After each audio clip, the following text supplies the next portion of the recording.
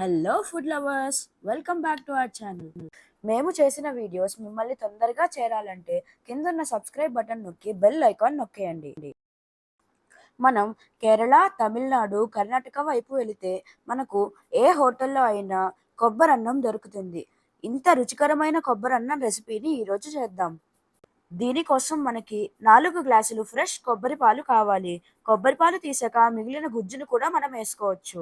తర్వాత ఇక్కడ చూపించిన మసాలాలన్నీ మనకి కావాలి. 1 టేబుల్ స్పూన్ అల్లం వెల్లుల్లి పేస్ట్, కొంచెం ఉప్పు, కొంచెం కారం కూడా కావాలి. తర్వాత సన్నగా తరిగిన క్యారెట్ ముక్కలు, బంగాళాదుంప ముక్కలు, బీన్స్ ముక్కలు, కాలీఫ్లవర్ ముక్కలు, పచ్చిమిరపకాయ ముక్కలు, కొన్ని గ్రీన్ పీస్, ఇంకా కొన్ని పుదీనా ఆకులు కావాలి. ఇప్పుడు మనం ఒక మూకుడు తీసుకొని అందులో 4 చెంచాలు నెయ్యి వేసేసుకుందాం. నెయ్యి వేడెక్కిన తర్వాత అందులో మనం ఒక బిర్యానీ ఆకు, ఒక అనాస పువ్వు, ఒక దాల్చీని చెక్క, ఒక జాజి పువ్వు, 2 ఏలకలు, 5 లవంగాలు, ఒక మరటి మువ్వు, కొన్ని మిరియాలు, ఒక జాజికాయ వేసుకోవాలి. తర్వాత ఇందులో కొంచెం క్రష్ చేసుకున్న కసూరి మేతి కూడా వేసుకోవాలి. దీన్ని మంచిగా కలుపుకోవాలి.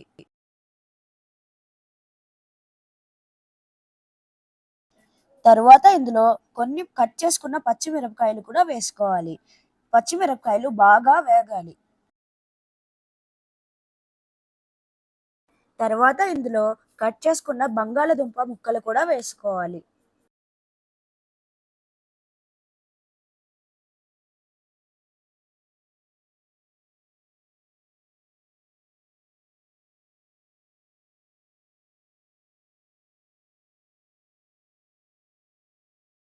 బంగాళదుంపలు బాగా ఫ్రై అయ్యాక ఇందులో చూపించిన వెజిటేబుల్స్ అన్నిటినీ వేసుకోవాలి.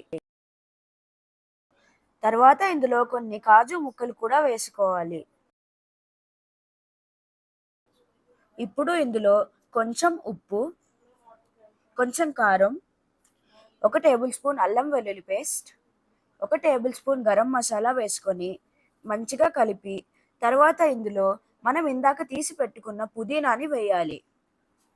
పుదీనా వేయడం వల్ల కొబ్బరి అన్నానికి మంచి అరోమా ఇంకా మంచి టేస్ట్ కూడా వస్తుంది. తర్వాత ఇందులో కొబ్బరి పాలు తీసుకున్నాక మిగిలిన గుజ్జుని కూడా కొంచెం వేసుకుందాం. దీనివల్ల కూరగాయలలో కూడా కొబ్బరి టేస్ట్ ఇన్ఫ్యూజ్ అవుతుంది. ఇప్పుడు దీనికి మూత పెట్టేసి కొంచెం ఫ్రై అవ్వనిద్దాం.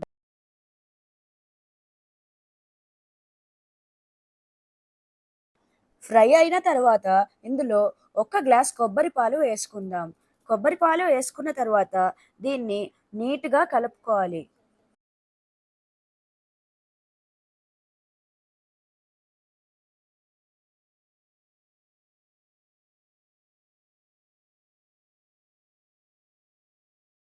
ఇప్పుడు గంట సేపు నానబెట్టుకున్న బియ్యంలో 3 గ్లాసులు కొబ్బరి పాలు పోద్దాం.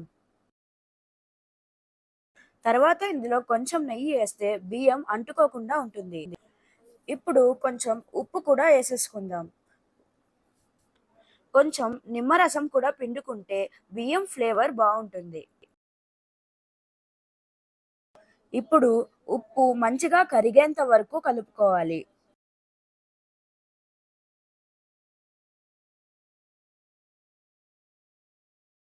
తర్వాత ఇందులో మనం ఇందాక చేసి పెట్టుకున్న కూరగాయల మిక్చర్ని వేసేసుకుందాం. వేసుకున్నాక బియ్యం ఇంకా కూరగాయలు నీట్‌గా కలిసే వరకు కలుపుకోవాలి. తర్వాత కుక్కర్ మూత పెట్టుకొని 3 విజిల్లు రానివ్వాలి. 3 విజిల్ల తర్వాత కుక్కర్ మూత తీసి చల్లార్చుకొని మంచిగా కలుపుకోవాలి. మసాలా ఇంకా బియ్యం మొత్తం నీట్‌గా కలవాలి.